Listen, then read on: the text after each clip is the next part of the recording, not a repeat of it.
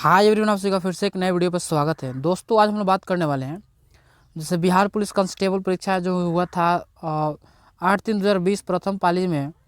इसी के साथ साथ जैसे कि देख रहे हैं आप सब कि ये जो कि बिहार पुलिस में जब जब जितना एग्ज़ाम हुआ है करीब करीब 2010 से लेकर 2020 के बीच, यानी कि 2010 से 2020 के बीच जितना वैकेंसी आया था, जितना एग्ज़ाम हुआ है, उस सारे प्रीवियस ईयर क्वेश्चन को इस चैनल के माध्यम से आपको पास कराया जा रहा है। अगर आप जो है कि करना चाहते हैं, तैयारियाँ मजबूत करनी चाहती है, अपना तैयारियाँ मजबूत बनाना चाहते हैं, तो आज से कंटिन्यू वीडियो देखना शुरू कर दें। ठीक है, तो चलिए शुरू करते हैं आज हम लोग। जैसे कि आप सभी को पता है कि 2020 तक का ये प्रथम पाली और द्वितीय पाली इतना सब कंप्लीट करा दिया गया है। ठीक है, और बाकी सब आगे वाला क्वेश्चन है उसके ऊपर ध्यान देंगे। तो चलिए देखते हैं हम लोग क्वेश्चन। जैसे देखिए पहला क्वेश्चन है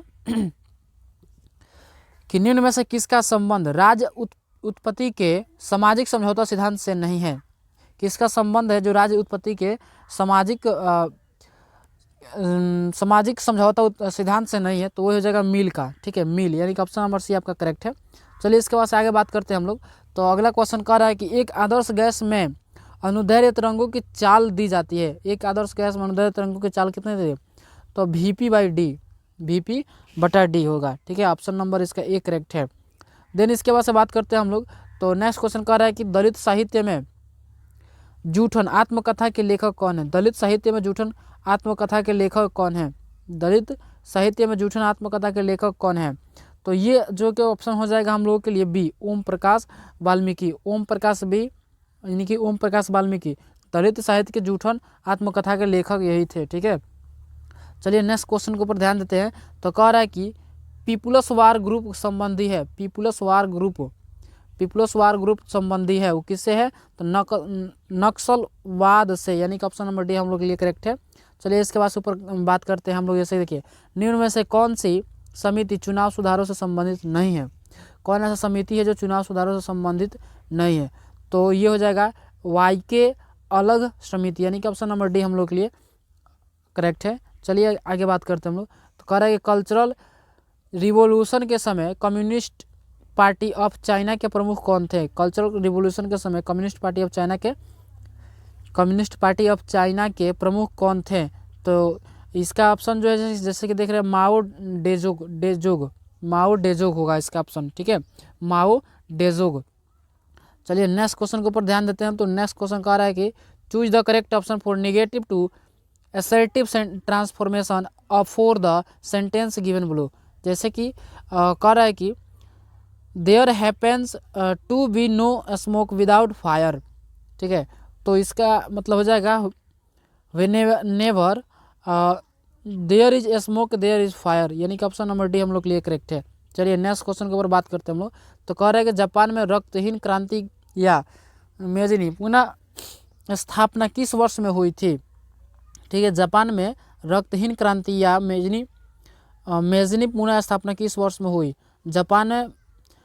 तो ये जो होगा ऑप्शन 1868 AD में हुआ था, 1868 AD।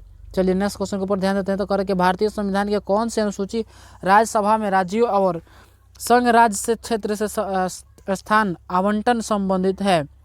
तो इसका ऑप्शन जैसे कि देख रहे हैं आप लोग, कह रहा है कि तीसरी अनुसूची, चौथी अनुसूची। कह रहा है कि भारतीय संविधान की कौन सी अनुसूची राज्यसभा राज्यों और संघ राज्य क्षेत्र के स्थान आवंटन संबंधित है? तो चौथी अनुसूची हो जाएगा ऑप्शन इसका। ठीक है, चलिए नेक्स्ट क्वेश्चन के ऊपर ध्यान देते हैं। तो नेक्स्ट क्वेश्चन कह रहा है कि जैसे कि नेक्स्ट क्वेश्चन मैथ है, जिसको मैथ को हम लोग सॉल्व करेंगे बोर्ड पे। ठीक है, चलिए नेक्स्ट क्वेश्चन के ऊपर बात करते हैं हम लोग। तो नेक्स्ट क्वेश्चन यहाँ पर है, कह रहा है कि निम्नलिखित में से उच्च चालक कौन सा है? इसमें से जो चालक जैसे सिल्वर है, कार्बन है, सिलिकॉन है, जर्मेनियम है, इसमें से उच्च चालक कौन सा है?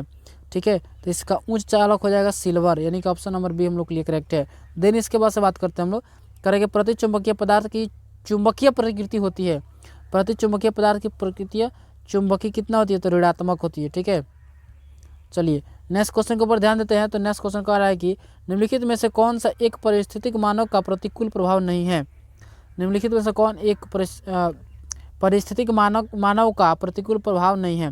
ऑप्शन नंबर इसका डी हो जाएगा सामाजिक वानिकी। सामाजिक वानिकी हो जाएगा। ठीक है, चलिए आगे देखते हैं। तो कह रहे हैं कि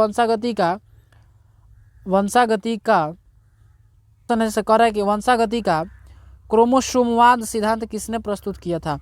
वंशागति का क्रोमोसोमवाद सिद्धांत किसने प्रस्तुत किया था, तो इसका ऑप्शन जो कि डी हो जाएगा, सटन एवं बोमेरो, सटन एवं बोमेरी। ठीक है, चलिए नेक्स्ट क्वेश्चन के ऊपर ध्यान देते हैं। तो कहेगा संयुक्त राष्ट्र संघ कब अस्तित्व में आया। संयुक्त राष्ट्र संघ जो है कब अस्तित्व में आया, तो संयुक्त राष्ट्र संघ जो कि 24 अक्टूबर 1945 को ये अस्तित्व में आया था। ठीक है, नेक्स्ट क्वेश्चन के ऊपर ध्यान देते हैं। तो नेक्स्ट क्वेश्चन करेगा सम्राट जेम्स प्रथम का राजदूत सर टॉमस रो किस मुगल शासक के दरबार में आया था, तो इसके लिए नेक्स्ट क्वेश्चन जैसे कि जहांगीर। ठीक है, ऑप्शन नंबर बी यानी कि जहांगीर। चलिए नेक्स्ट क्वेश्चन के ऊपर ध्यान देते हैं। तो करेगा निम्न में से कौन से ग्रंथ वैदिक साहित्य का हिस्सा नहीं है।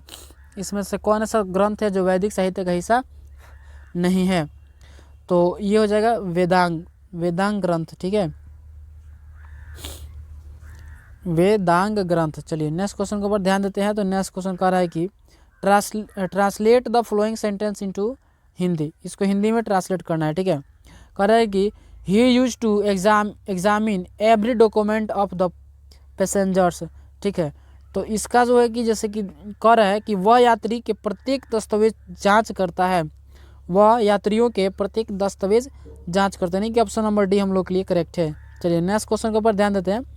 तो नेक्स्ट क्वेश्चन कह रहा है कि यदि किसी घटना ई की प्रायिकता पी से निरूपित की जा सकती है तो निश्चित घटना का सही निरूपण है।